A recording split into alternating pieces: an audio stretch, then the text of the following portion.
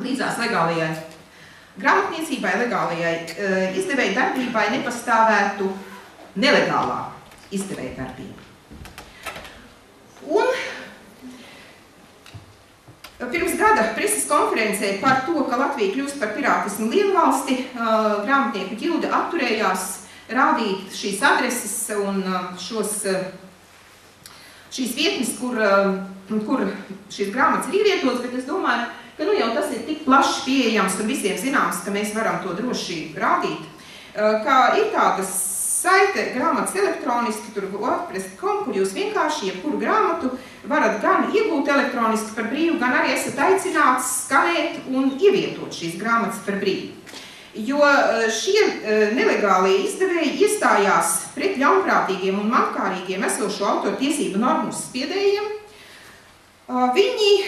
Viņi ir izstrādājuši gan savus paziņojumus, gan platformu, tu vari arī jau tagad varbūt uzlikt to. Viņi aicina skanēt un izskanētās grāmatas sūtīt draugiem paziņām, sūtīt uz šo WordPress.com, kā arī pilnīgi personiski uz adresi Imants Lotshmelis inbox LV. Šis cilvēks saka, ka viņš jau ir noskanējis vairāk kā 3000 grāmatas, nav gan vēl baudījis publikas atzinību un aicina dod norādījumus, kā darīt, ar kādām programmām rīkoties. Tā kā, ja jūs to gribat darīt, tad šis Lotshmelis, šī adrese jums atbildēs, kā vislabāk pirātiski sagatavot un izplatīt grāmatu, kā ar jūsu tehniku rīkoties, kādas programmas izmantot, kādas vispār rodas problēmas. Ir arī ļoti smalka tātad instrukcija, ko darīt, kā mazāk sevi pakļaut riskam, ka skanēt materiālu un izplatīt nav nelikumīgi, bet ar to ir jāuzmanās, jo, ja drošības iestādes gribēs kaut kādos noteiktos gadījumos, tā šai ziņā var radīt zināmas nērtības, tāpēc, ja skanētus materiālus izplata pietiekami mazos apmēros, ka tas nevienu neuztrauc, ir pietiekami spēcīga aizmugure, ir spējis to izdarīt tā, ka no Latvijas ir grūti atrast vainīgo, tad to droši var darīt. To var darīt tie, kam nav raksturīgs pārliekas bailīgums un ir dūša ar noteiktu varbūtību nokļūt drošības iestāžu redzeslokā. Vēl viņi saka, ka ar to ir neapmierināti tikai kāda ietekmīga ekonomiska grupa, piemēram, Akas zvaigzne un tam līdzīgi kantorīši. Pārējie tad ar to tā kā būtu apmierināti.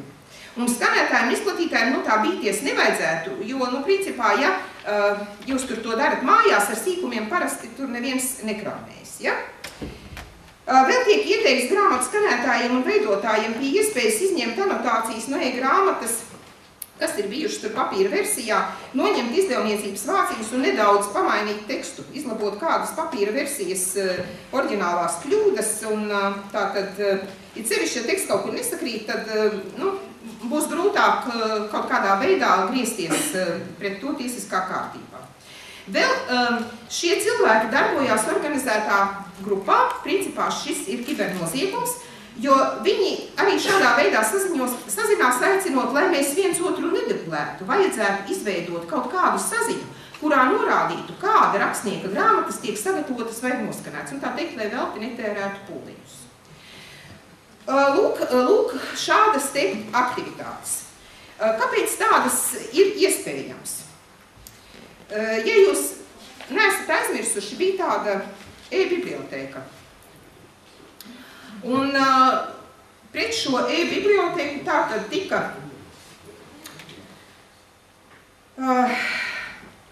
ir vērsusies Finanšu ekonomisko noziegumu izmeklēšanas prokuratūra, ir uzrādīta apsūdzība 2011.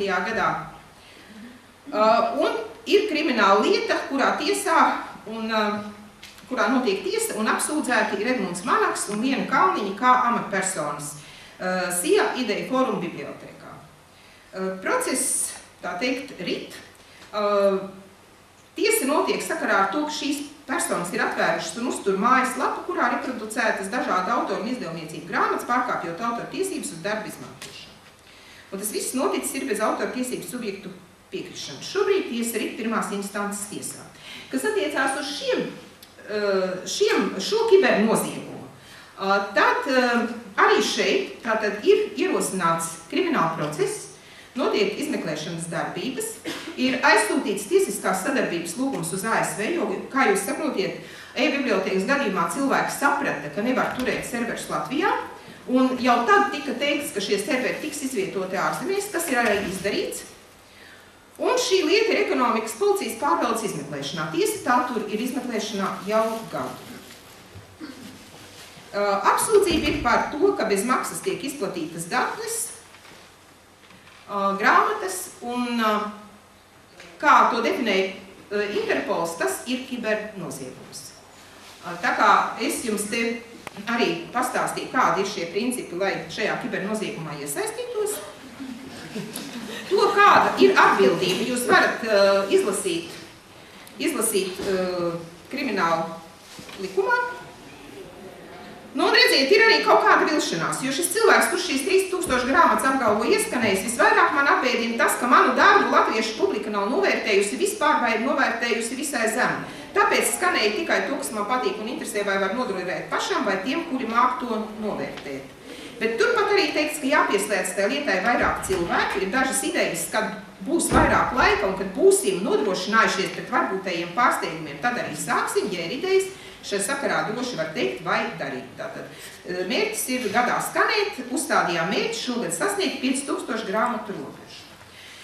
Tāda, lūk, ir reālā situācija ar nelegālo izdevēju darbību, jo, ja jūs atvērsiet šo te grāmatas elektroniski par brīvu, tad jūs redzēsiet, ka arī augšā uz lapiņas ir uzrakstīts jau pirmajā logā, ka tā ir grāmatu izdevēja darbība, tā ir grāmatu izdošana. Tātad šie cilvēki nekautrējās arī to nosaukt kā izdevēja darbību.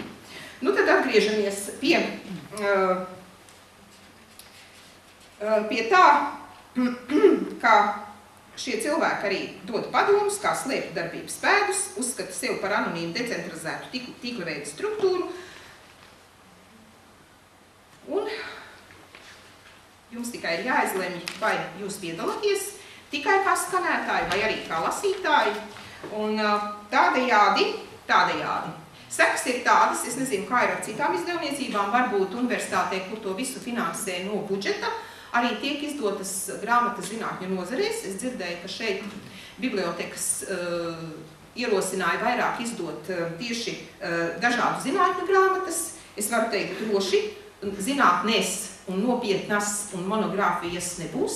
Arī augstskolu mācību grāmatas zvaigzne neveidos, tajā neinvestēs. Nebūs tās visas grāmatas, kas ir domātas speciālistiem, tātad, kuras attīsta terminoloģiju, jo nav pilnīgi nekādas jēgas tās izdot, tās ir ļoti lielas investīcijas, un tās tūlīt tiek savērtas un ir izlasāmas šajā nelegālo izdevēju radītajā vietnē, visās tajās saitēs, visos tajos portālos, jo šie cilvēki aicina arī, ka tātad katram izvietot gan pie saviem blogiem, arī šobrīd, ja jūs atverat grāmatu lasītāju blogus, jūs tieši esat saitē ar norādi, tātad ejiet uz grāmatas par brīvu. Tātad šo grāmatu nebūs. Man pavisam nesen sēdēja kāds slavens filozofs un sastarts klausījās, ka nekādas tālākas programmas filozofijas grāmatu izdošanā nebūs. To nevar darīt, ja to neatmaksā valsts, kura neko nedara, lai šāda situācija netiktu pieļauta, ka nelegālā grāmatniecība ņem virsroku pār legālo grāmatniecību.